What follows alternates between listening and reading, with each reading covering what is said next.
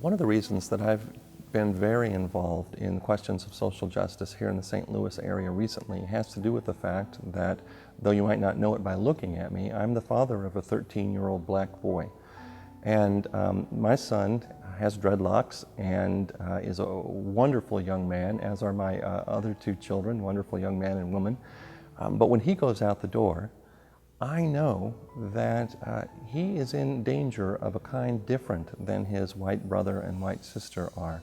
I worry about how he interacts with the world and the police and how the economic systems in which we live and with which we relate will react towards him.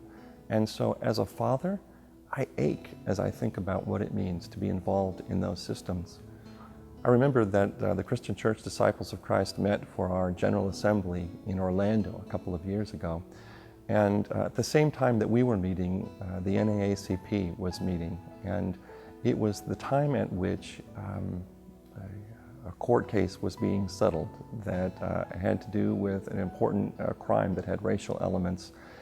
And as we were sitting there in the hotel hot tub one evening, there were members from the NAACP meeting with us, and I was sitting between my two sons, my 17-year-old white son and my, at that time, 11-year-old black son.